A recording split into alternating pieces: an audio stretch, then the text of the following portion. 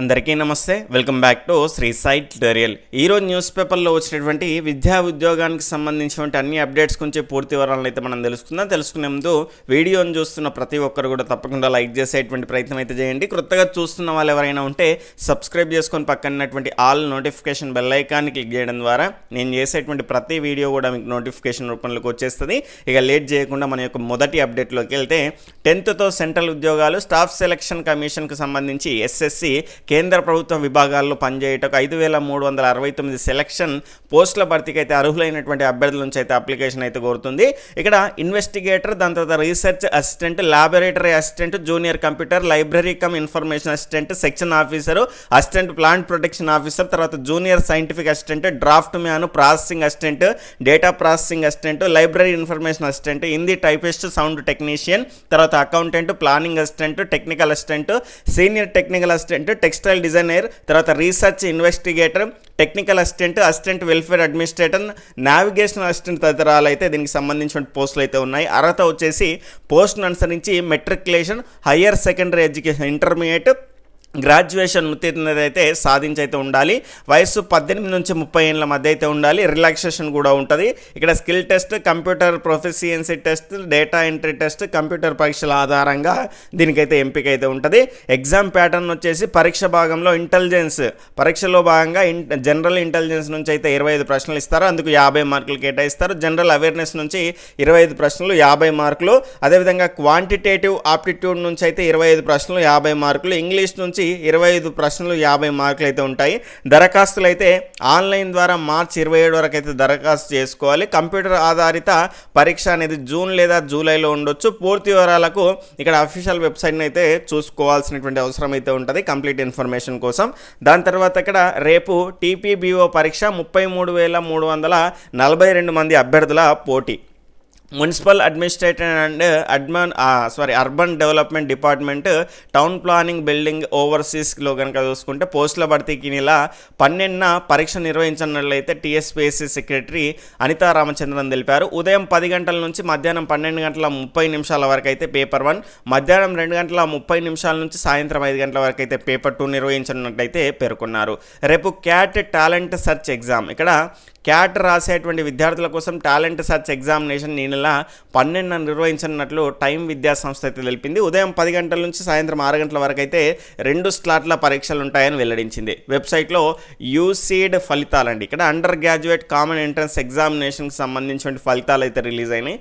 రాసిన వాళ్ళు ఎవరైనా ఉంటే చూసుకునే ప్రయత్నం అయితే చేయండి. బీసీ గురుకులాల్లో ఖాళీ సీట్ల భర్తీకి దరఖాస్తులు. బీసీ గురుకులాల్లో 6, 7, 8 తరగతుల ఖాళీ సీట్లలో ప్రవేశాలకైతే ఇక్కడ అఫీషియల్ వెబ్సైట్ ద్వారా దరఖాస్తు చేసుకోవాలని గురుకులాల కార్యదర్శి మల్లయ్య భట్టు తెలిపారు. ఏప్రిల్ 26 వరకు దరఖాస్తులు స్వీకరిస్తామని, మే 10న ప్రవేశ పరీక్ష ఉంటుందని పేర్కొన్నారు. 6వ తరగతిలో 1976 సీట్లు, 7వ తరగతిలో 1576 సీట్లు అయితే, 8వ తరగతిలో 1632 సీట్లు అయితే ఖాళీగా ఉన్నాయని వెల్లడించారు. వివరాలకి నంబర్స్కి అయితే కాల్ చేసుకోవాల్సినటువంటి అవసరం ఉంటుంది. ఏదైనా డౌట్ వస్తే మీకు ఇవన్నీ కూడా అందుబాటులో ఉన్నాయి ఇక్కడ. తర్వాత రేపు సివిల్స్ అభ్యర్థులకు అవగాహన సదస్సు. సివిల్స్ అభ్యర్థులకు ఈ నెల 12న ఉచిత అవగాహన సదస్సు నిర్వహించనున్నట్టు 21st century IAS academy chairman Krishna Pradeep తెలిపారు. హైదరాబాద్ అశోక్ నగర్లోని తమ అకాడమీలో ఉదయం 10 గంటలకు మొదటి ప్రయత్నంలోనే సివిల్స్ సాధించడం ఎలా అన్నటువంటి అంశం పైన అవగాహన సదస్సు నిర్వహిస్తామని అయితే పేర్కొనడం జరిగింది. బిట్స్ లా స్కూల్ ప్రారంభం, ఇక్కడ ప్రముఖ విద్యాసంస్థ బిట్స్ లా స్కూల్ను ప్రారంభించింది. ఆగస్టులో ముంబైలోని క్యాంపస్ తరగతులు ప్రారంభిస్తారు. దానికి సంబంధించిన అప్డేట్. నీట్ MDS ఫలితాలు విడుదలయ్యాయి. TS ఎంసెట్కు 50,345 దరఖాస్తులు. CUET UG దరఖాస్తు గడువు అయితే పెంచడం జరిగింది. కావాల్సిన వాళ్ళు ఉంటే చూసుకునే ప్రయత్నం అయితే చేయండి. తర్వాత నెలాఖరులోగా 1442 అసిస్టెంట్ ప్రొఫెసర్ పోస్టుల భర్తీ. వైద్య విద్య డైరెక్టరేట్ పరిధిలోని 1442 అసిస్టెంట్ ప్రొఫెసర్ పోస్టుల భర్తీ ప్రక్రియను వేగవంతం చేయాలని వైద్య ఆరోగ్య శాఖ నిర్ణయించింది. ఇప్పటికే సర్టిఫికేట్ వెరిఫికేషన్ పూర్తవగా 2-3 రోజుల్లో మెరిట్ జాబితాను వెల్లడించనుంది.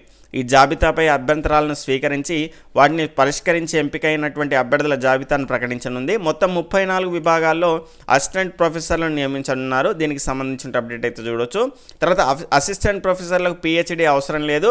UGC నెట్ అర్హత చాలు. OU UGC HRDC కొత్త భవనం ప్రారంభోత్సవంలో UGC చైర్మన్ జగదీష్ కుమార్ అయితే ఇక్కడ వెల్లడించడం జరిగింది. దీనికి సంబంధించిన అప్డేట్ అనేది మనకు నమస్తే తెలంగాణలో ఇవ్వడం జరిగింది. క్లియర్గా చూసుకునే ప్రయత్నం అయితే చేయండి. చేసుకోండి, లేదంటే స్క్రీన్ షాట్ తీసుకోండి. తర్వాత నెక్స్ట్ మనకు ఎయిర్ ఫోర్స్లో Agniveer, Indian air force Agnipath స్కీమ్లో భాగంగా అగ్నివీర్ వాయు నియామకాలకు నోటిఫికేషన్ రిలీజ్ చేసింది. అభ్యర్థులు ఆన్లైన్లో మార్చి 31 వరకు దరఖాస్తు చేసుకోవచ్చు. కనీసం 50% మార్కులతో మ్యాథ్స్, ఫిజిక్స్, ఇంగ్లీష్ సబ్జెక్టులతో ఇంటర్ ఉత్తీర్ణత లేదా 3 ఏళ్ల ఇంజనీరింగ్ డిప్లొమాలో ఉత్తీర్ణులై ఉండాలి. ఇక్కడ నిర్దిష్ట శారీరక దారుఢ్య లేదా వైద్య ప్రమాణాలు కలిగి అయితే ఉండాలి. ఎత్తు పురుషులు కనుక చూసుకుంటే 152.5 సెంటీమీటర్లు, మహిళలు 152 సెంటీమీటర్లు అయితే ఉండాలి. సెలక్షన్ కనుక చూసుకుంటే ఫేజ్ 1 ఆన్లైన్ పరీక్ష ఉంటుంది, ఫేజ్ 2 ఫిజికల్ ఫిట్నెస్ టెస్ట్ అయితే ఉంటుంది. ఇక్కడ దీనికి సంబంధించి అడాప్టబిలిటీ టెస్ట్ 1, తర్వాత adaptability test 2, phase 3 medical fitness test, certificate verification ఆధారంగా అయితే ఎంపిక చేస్తారు.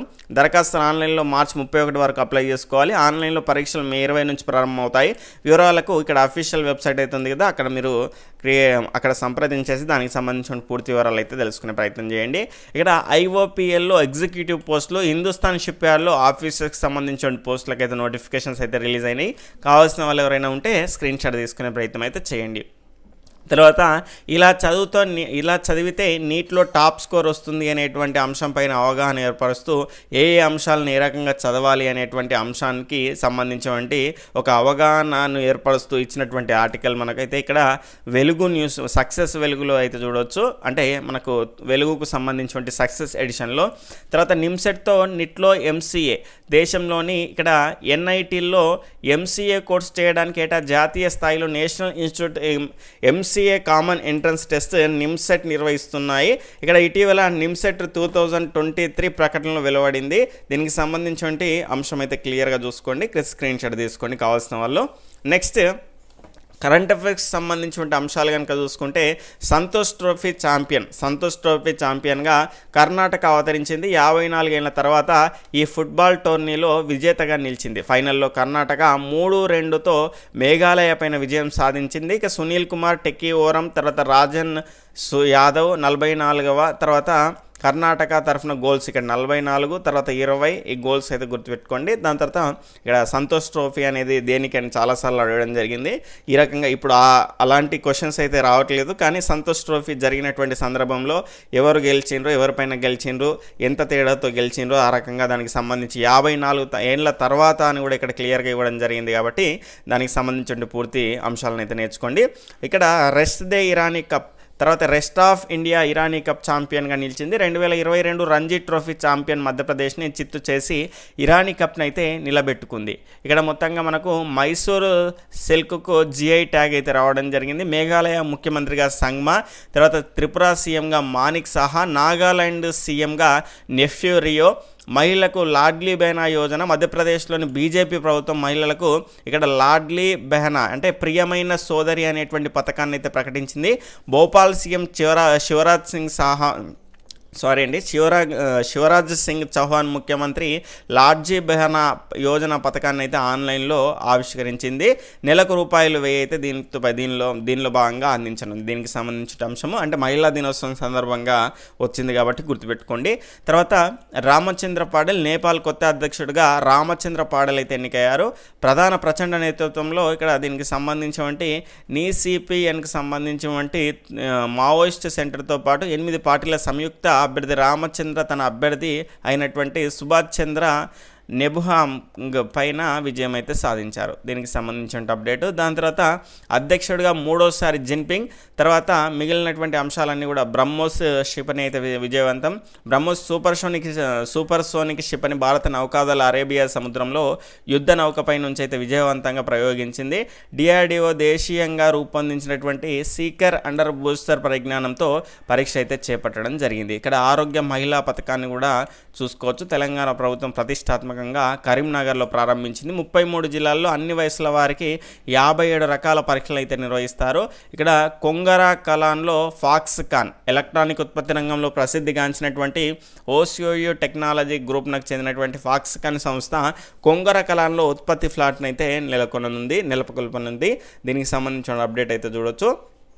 దాని తర్వాత ఇక్కడ అగ్నివీరులకు BSFలో 10% రిజర్వేషన్, సరిహద్దు భద్రతా దళ సరిహద్దు భద్రతా దళ నియామకాల్లో మాజీ అగ్నివీరులకు 10% రిజర్వేషన్లు కల్పించినట్లయితే కేంద్ర ప్రభుత్వం శుక్రవారం అయితే ప్రకటించింది. దీనికి సంబంధించిన అప్డేట్ అయితే చూసుకోవచ్చు.